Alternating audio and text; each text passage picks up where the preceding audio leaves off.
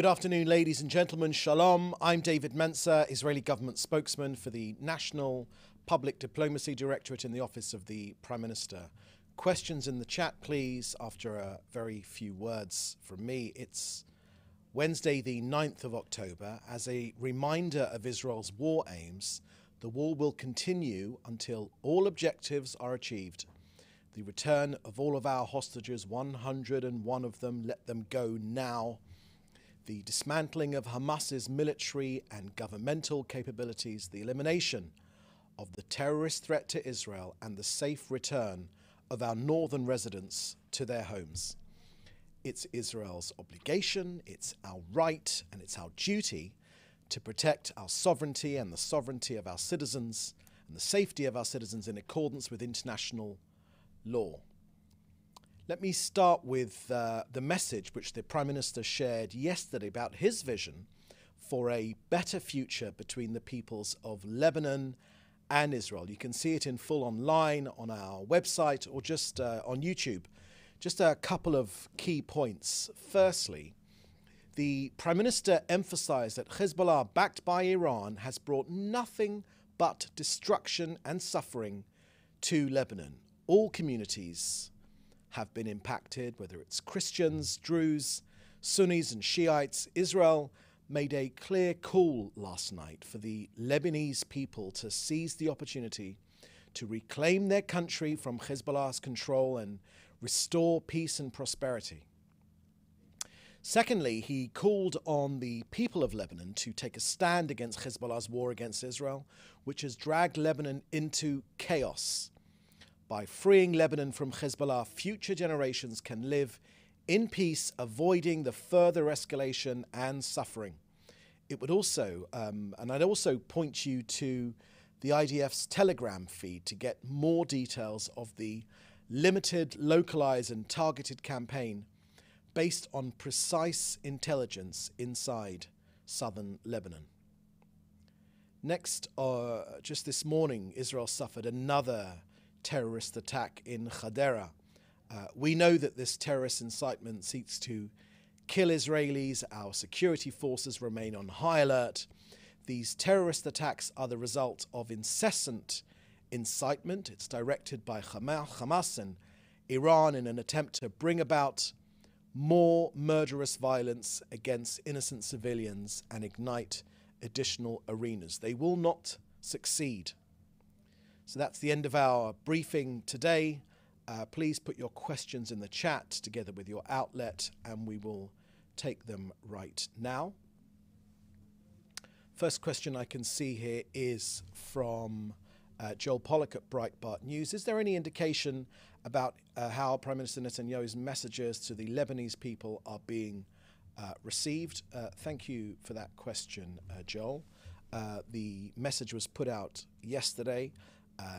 In addition, in previous days, over the last 2 weeks, the Prime Minister and the IDF have also put out messages to Lebanese civilians. We've done it on the internet, with phone calls, with radio stations, with flyers, with emails, with websites. We've done it in every possible way to tell the Lebanese people that our battle is not with the long-suffering Lebanese people. It is with Hezbollah. And we've urged them to get out of harm's way, to move out of the areas where Hezbollah has taken control or embedded their deadly weapons into people's homes, into where people's businesses are, to move out of harm's way so we can defeat this Hezbollah menace and then get our people, and for the Lebanese to be able to return home after that. So in terms of how it's been received, you'll have to ask the Lebanese people about that.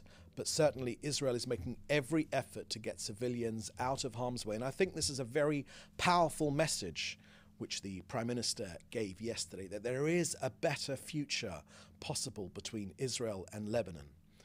Our border is precisely where it should be. There is no territorial dispute between Israel and Lebanon.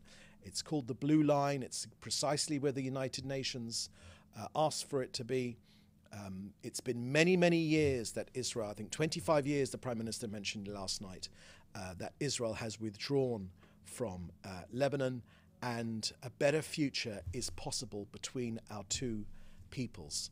Hezbollah are in the space between our border and the Litani River, directly in contravention of United Nations resolutions 1701 and 1559, and it's incumbent on the Lebanese government to make sure that it's the Lebanese army that fills that space rather than the terrorist organization of Hezbollah. Next, is Israel offering military support to the people of Lebanon if they rise up against Hezbollah? If not, what other support is being offered? Thank you for that question, Joel. I haven't got any information on that. Next question, also from Joel Pollock.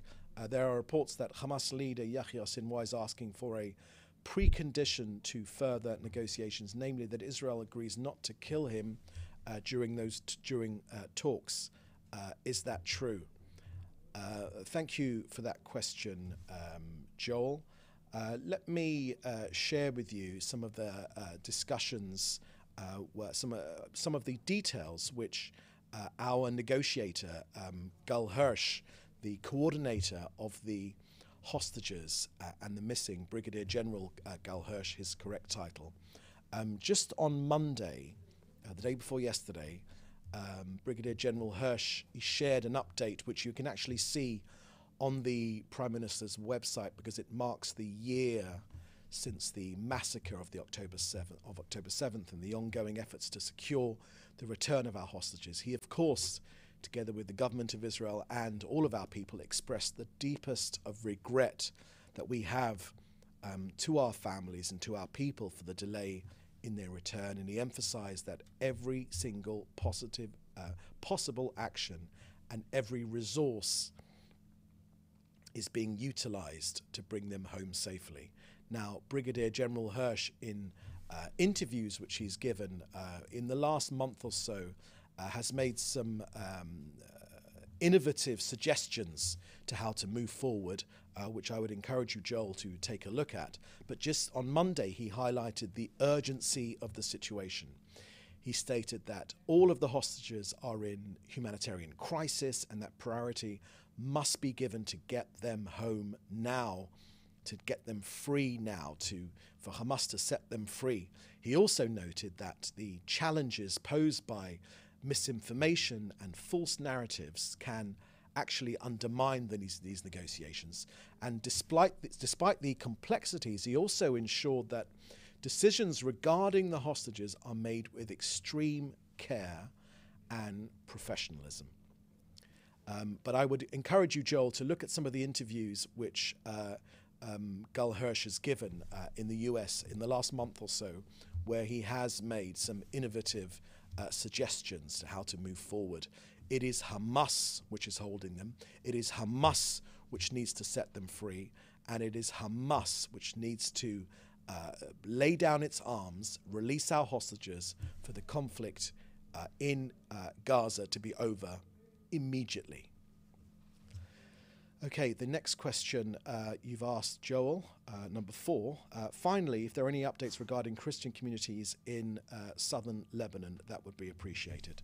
Thank you for that question, Joel. Just to, the only thing I can add to what I've said already is the Prime Minister mentioned specifically Christian communities together with other Druze communities and Shiite communities and all communities in Lebanon.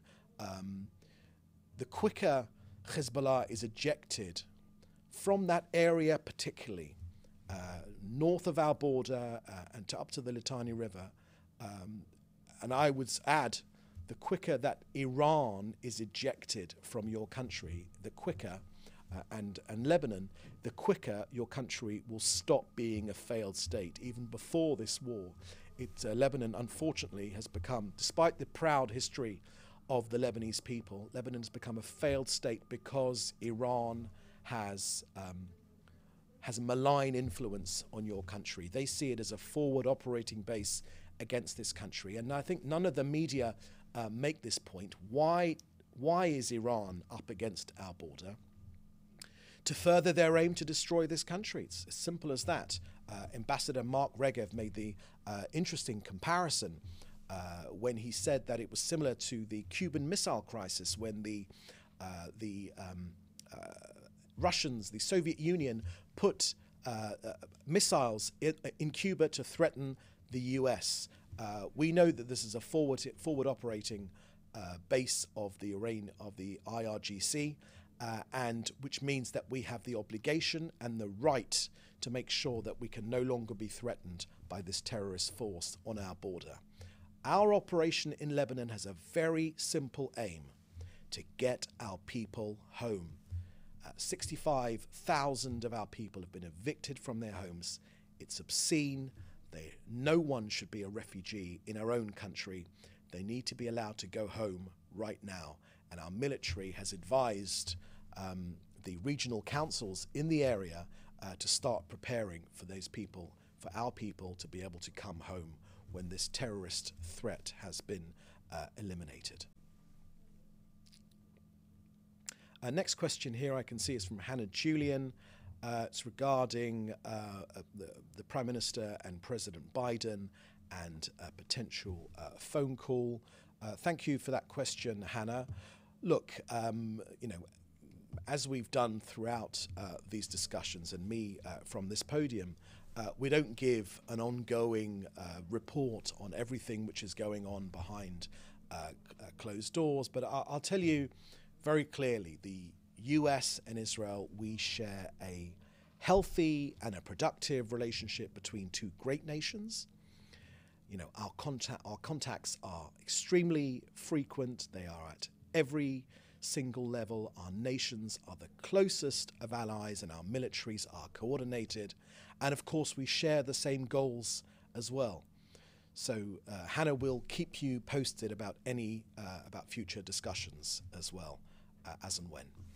Okay, that's the last question we've received today. No, there's one more question I can see there. Question from Jim Williams from Zenga. It's regarding Defense Minister Gallant's trip to the US to accept the invitation from General Austin. Thank you for that question, Jim.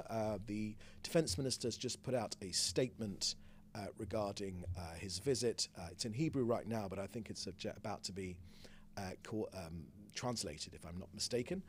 So you can see the latest on that from there. Okay, so that is the last question.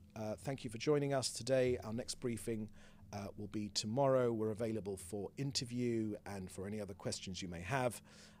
So in the meantime, please do stay safe, and thank you for joining us. Bye-bye.